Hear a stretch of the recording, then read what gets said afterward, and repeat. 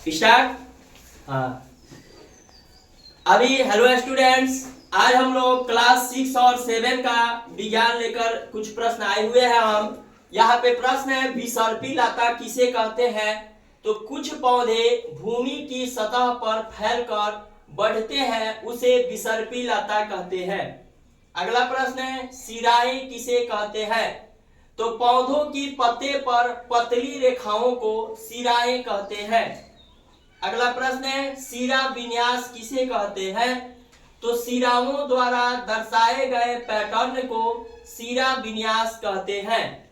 अगला प्रश्न है, जालिका रूपी सिरा विन्यास किसे कहते हैं? तो कुछ पत्तियों में, जो पौधों की कुछ पत्तियां होती है, कुछ पत्तियों में मोटी मध्य सिरा के दोनों ओर सिराओं का एक जाल जैसा पैटर्न होता है। इस पैटर्न को जालिका रूपी सिरा विन्यास कहते हैं। एग्जाम्पल है गुड़हल की पत्तियां। अगला प्रश्न है, समांतर सिरा विन्यास किसे कहते हैं? तो कुछ पत्तियों में सिराएं समांतर चलती है, इस पैटर्न को समांतर सिरा विन्यास कहा जाता है, जैसे केले और घास की पत्तियां। अगला प्रश्न है, मूसला जड़ किसे कहते हैं? तो कुछ पौधों की जड़ में एक मुख्य जड़ होती है, जिससे छोटी छोटी पार्श्व जड़ें निकलती है। ऐसी जड़ों को मूसला जड़ कहते हैं। उदाहरण है गुड़हल और सरसों।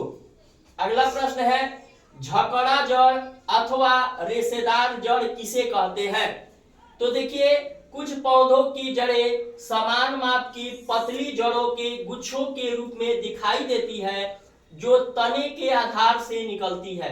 ऐसी जड़ों को झकड़ा जड़ अथवा रेशेदार जड़ कहते हैं।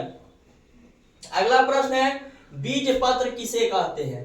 तो कुछ पौधों के बीज अपने बीज आवरण के अंदर दो भागों में विभक्त होते हैं। प्रत्येक भाग को बीज पत्र कहा जाता है, जैसे चना का बीज। अगला प्रश्न है, द्विबीजपत्री किसे कहते हैं? तो कुछ पौधों के बीजों में दो बीज पत्र होते हैं, उन्हें द्विबीजपत्री कहा जाता है। अगला प्रश्न है, एक बीजपत्री किसे कहते हैं?